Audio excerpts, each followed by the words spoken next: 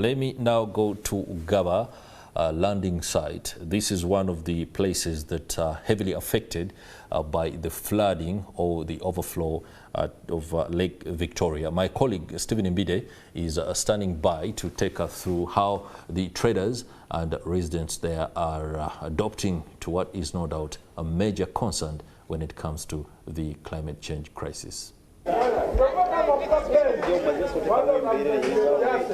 Yes, Chris, good morning to you. Life goes on here along Gaba landing site. Even though the water levels are continuing to rise, we showed the people here on Morning at 10 TV yesterday how people in Gaba, rather in Luzira, Port Bell, how they survive, but also those in Masaka, how they cope up with life amidst rising water levels. And it's also here at Gaba landing site that I'm here to show you that people are also finding it hard, but also coping with the rising water levels. This is the market side of Gaba landing site. People are now making makeshift bridges able to access the market, but also their homes.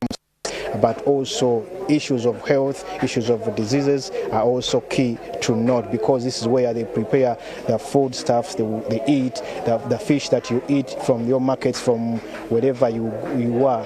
The fish comes from part of it. Some of it comes from this Gaba landing site, and you can see where people prepare the food from. But what does this say about the health of the people who consume the food here, but also the issues concerning environmental protection? I know on Monday, government of Uganda through cabinet, they discussed how they should take care of the people living in areas that have been affected by the rising water levels. And I know huge sums of money have been allocated, in over 5 trillion shillings have also been allocated to see that they take care of the people. But let me engage some of the people. Abantu abawangalira mu kitundu kino bambuli olamu babusanze batya, because also we know that it's also census time. What have the enumerators been able to access this side, and also how are they able to cope up with life? Abantu bano bagenda ko bambulira obulamu babusanga batyo. Olaba bamaama wali eri bo bateekera ekyenki abafuna waka we bazimba ekitindiro batindira okulaba nga basobola okubanga basobola okufumba ku mmere. Abantu bakolera ku mwalo guno basobola okufuna nga bafuna ku kyokulya. Sebo sotya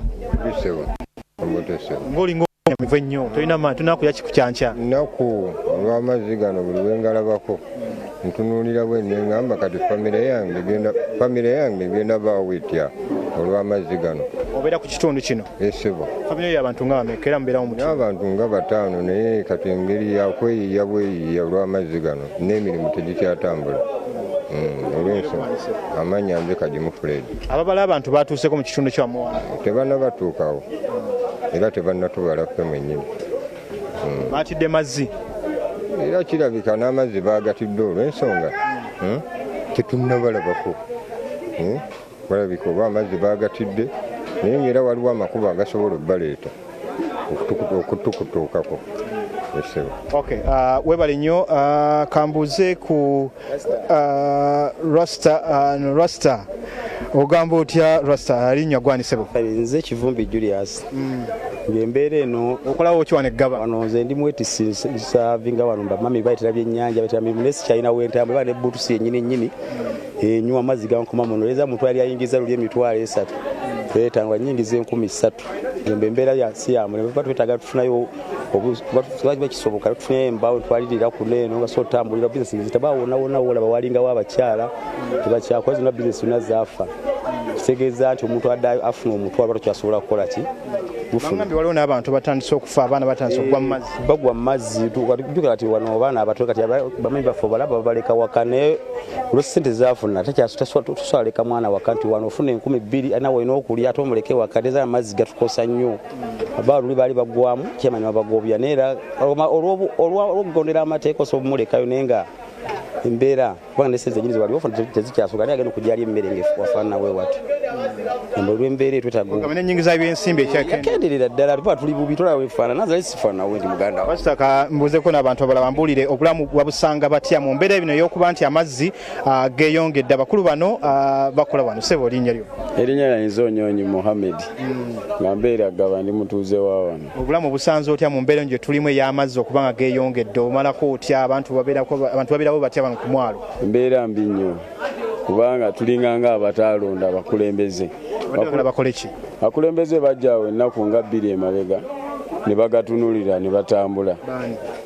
Banyeko bajjawo bamemba of parliament bajja ne bayimirira side wali ne bagalaba ne bagenda. Naye abakyala bali bubi. Kubanga baali bakolera wano bonna baali bulooni.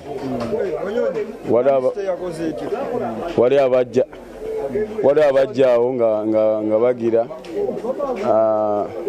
bamanerenda bajjaawo wali obuyumba buli awo ne bawulaba n'abakyala bonna awo bonna waaliwo bantu awo nga bangi midaala gyabwe kubanga giriko n'ennamba. Kati guno omujjuzo ne gujja ne gubagobawo. Kati bonna bali mulooni bali bubi. Tetumanyi bwe bagenda kujja sente ezo okuzzaayo ate jjukira wojjayo sente baba balina okubala nti oba 5 olina bateerako emitwalo 10 kati nagamba mu mwezi gumu ojja kuba okomezaawo sente zange. Kati embeera eno nga weeri embeera nga weeri abakyala engeri we beewola sente z'abo abamanerenda kati ye asigala akubala. Asigala erinnya lyange Nzonyonyi Muhammad.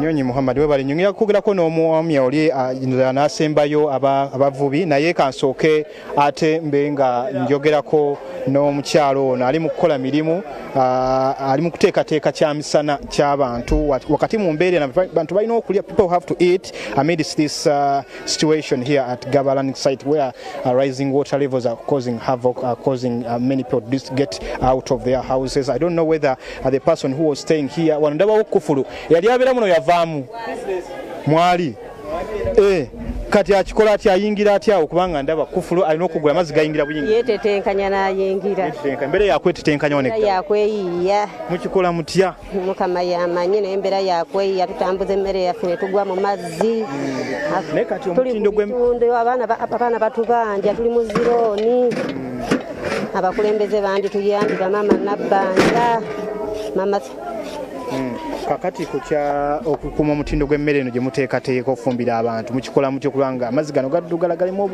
obuwuka omuyinza okuleeta endwadde mukikola mutyo kubanga esigala nga tugisaanikirako ndowooza era obirabo ebisaanikira tubirina biibyo bebeera mbikeko singa twali tetugibikkako singa tebagira kuba tuliisa baawano ne basigala nga balamu ate era nga bajagala. Kiki kiyinza okuba nga kikolebwa kubanga ndaba wano mwakubamu ebitimbikola okutindo okubanga muyitirawo kiki era kimwagala kiyinza okuba nga kikolebwawo okutereeza embeera ya wano abantu basobole okuba nga basigalawo webali wadde nga amazzi geeyongedde. Era twagala ebibaawo bwe bityo kuba ne bwe tunaayiwa ettaka lijja kukola ki amazzi gajja kutendewalira bibaawo babikkewo bwe bati nenena batubikkewo bati bajje batwanjuza ne ku kiyumba kyaffe tufa tubonaabona kiyumba kitutuddeko bantu bonna badduka manya agange bankazaako mama Nasozi nagezezaawo okugula funa gambuutusi nga njija wano nageza okulanga ne boyamba gambuutusi taata ne boyambala gambuutusi etya tosobola kuyitamu ku mazzi gano ffe tufa tubonaabona ekisinga tuluma looni z'abantu zituluma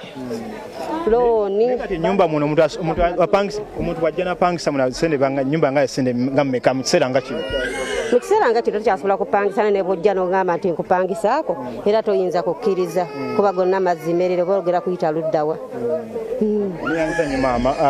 Let me speak to the last person here. He should be the last person because he's a fish seller. I don't know whether he also goes to the lake to get some fish. But according to where he's dressed, I can see the fridge there. Sebo, wasuzotya? Sebo, naawe oli engeri enkusanzeemu kusanze ku firiji wano eno ng'oli mu kutetenkanya ebyennyanja. Soko tulage ku byennyanja mbuli ebbeeyi y'ebyennyanja eyimiridde etya wano ku mwalo kubanga ewaffe gye mbigula biweddemu ebyennyanja biweddemu nsanze ogye mubaddemu bitono kakati asooka mbuli ku bbeeyi y'ebyennyanja eri etya wano eggaba amannya gange bampita Katende Fadi eddala ne bampita Jajja Bbamu ebbeeyi y'ebyennyanja gye tulimu ebbeeyi yo si nnyangu kati we byatuuka amazzi gatweta okuba kasitoma gabatwala tekyabalabako ebyennyanja byo bikyalabika ebyennyanja nabyo byo nga byo sizoni yabyo yeeno twagigumira bibeera bitono tebibeera bingi kiri awo.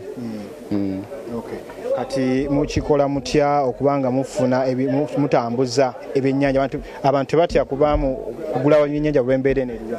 Tubeerabeera bwe tutyo, abamu ne batya webityo, ebirala ne badduka, ne bagendako ku myalo emirala y'amazzi gatannatuuka. Naye nga ffe embeera gye tulimu ey'amazzi etutwalaganya.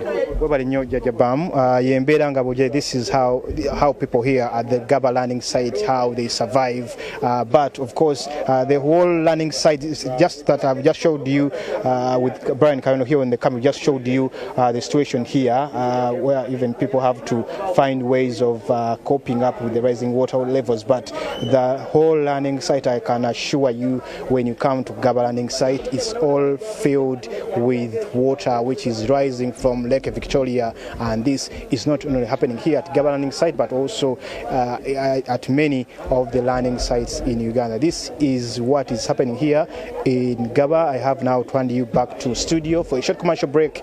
Morning at NTV continues shortly here at NTV. Keep it here. We shall be seeing you tomorrow on the ground.